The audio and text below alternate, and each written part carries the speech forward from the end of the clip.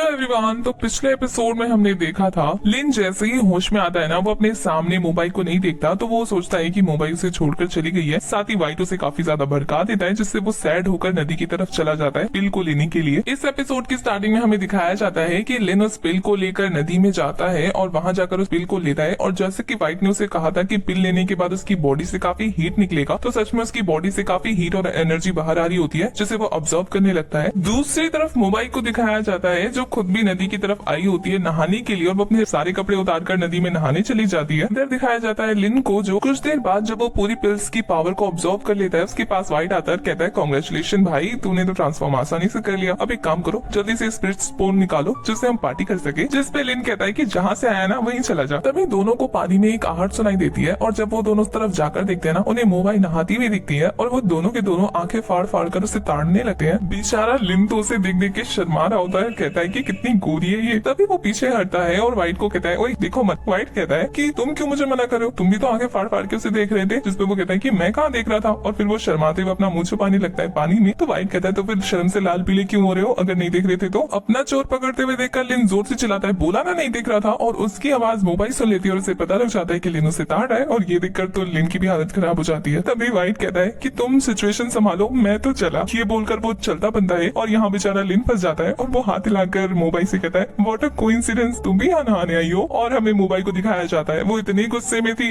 कि उसके बाद तो हमें बस लिन की चीखें ही सुनाई देती है। कुछ देर बाद दिखाया जाता है जहाँ मोबाइल काफी गुस्से में होती है, और लिन कहता है कि मेरी बात तो एक्सप्लेन करने दो, एटलीस्ट सुन तो लो कि मैं क्या कर रहा था। जब मैं सो के उठा तो तुम मुझे मेरे आसपास नहीं दिखी, इसलिए मैं नहाने चला आया। तो मोबाइल कहती है, और यहाँ आकर मुझे ताड़ने लगी, है ना। जिसपे लिन कहता है नहीं, और फिर वो शर्माने लगता है और उसकी नाक से खून आने लगता है। जैसे तैसे वो खुद को कंट्रोल करता है और कहता है कि मैं तो नहा के जा ही रहा था, फिर मुझे आवाज सुनाई दी और फिर मैंने तुम्हें देखा। और फिर वही सब याद करके दोबारा उसकी नाक से खून आने लगता है, और वो खुद को कंट्रोल करते हुए कहता है, मैंने कुछ देखा नहीं था सच्ची। मोबाइल बस उसकी हरकतों को ऑब्जर्व कर रही होती है और सोच रही होती है कि कितना झूठा है ये, और अफसोस करने लगती है कि क्या करूं मैं इसका। कुछ देर बाद दिखाया जाता है कि वो दोनों के दोनों पेड़ पर बैठे होते हैं, और अभी भी मोबाइल गुस्सा होती है। लिन के लाख मनाने पर भी नहीं मान रही होती है। तो लिन सडनली नोटिस करता है कि उसके शरीर में काफी ज्यादा खरोचे हैं। तो वो कहता है कि ये निशान कैसे पड़े होंगे। तो फ्लैशबैक में हमें दिखाया जाता है कि जब लिन बेहोश हो गया था, तो मोबाइल से खींचकर जब केव ले जा रही होती है, तो वो काफी भारी होता है, जिस वजह से वो उसे पैर से पकड़कर घसीटने लगती है, और इस वजह से उसकी बॉडी में स्क्रैचेस पड़ गए थे। और ये बात प्रेजेंट में मोबाइल लिन को बता रही होती है, और ये सुनने के बाद लिन कहता है कि कितना एम्बैरेसिंग है ये। उसके बाद वो मोबाइल की तरफ थोड़ा खिसकता है और कहता है कि देखो कितना सुंदर चांद निकला है, वो हर दिन नए सिरे से उगता है और रोशनी फैलाता है, तो क्यों ना हम भी अपने रिलेशनशिप को एक मौका दें, और आज जो कुछ भी हुआ उसे भूल जाए। प्लीज गुस्सा थूक दो ना, नाराज मत रहो अब उतनी सी बात के लिए। और ये बात सुन के मोबाइल गुस्से में उसे कहती है कि दोबारा इस चीज का जिक्र किया ना तो देख लेना फिर तुम्हारा क्या करूंगी मैं। तो वो डरते हुए कहता है, अच्छा ठीक है नहीं बोलूंगा, ठीक है ना। उसके बाद मोबाइल उसके हाथों की तरफ देखती है, और उसको काफी बुरा लगता है कि उसने उसके हाथ पे खरोचे डाल दी, और वो कहती है तुम्हें दर्द तो नहीं हो रहा ना। जिसपे लिन कहता है कि नहीं, मैं तो काफी ज्यादा स्ट्रॉन्ग हूँ। और ये बोलकर काफी बुरी तरीके से हंसने लगता है। हंसते हंसते पेड़ से डिसबैलेंस होकर गिरने वाला होता है कि खुद को संभालता है, और कहता है कि मुझे तो 4th लेवल का बंदा भी नहीं हरा पाया, फिर ये छोटी सी खरोची क्या चीज है। उसके बाद वो मोबाइल की तरफ देखते हुए कहता है कि मेरी फिक्र मत करो, मैं अपने लेवल को बढ़ाऊंगा और अपनी ट्रेनिंग अच्छे से करूंगा, जैसे कि मैं तुम्हें फ्यूचर में प्रोटेक्ट कर सकूं और तुम्हें इम्प्रेस कर सकूं। जिसपे मोबाइल कहती है कभी नहीं होने वाली। तो वो कहता है ट्रस्ट तो करो। और इसी के साथ कुछ देर बाद का सीन दिखाया जाता है, जहाँ मोबाइल सो रही होती है, और लिन अपने 7 स्टार वाले डिवाइस को निकाल कर उसके 1st स्टार के मेथड को ऑब्जर्व करने लगता है। और जैसे ही उसका ऑब्जर्विंग खत्म होता है, वो कहता है कि जब से मैंने अपनी स्किल्स को इम्प्रूव किया है,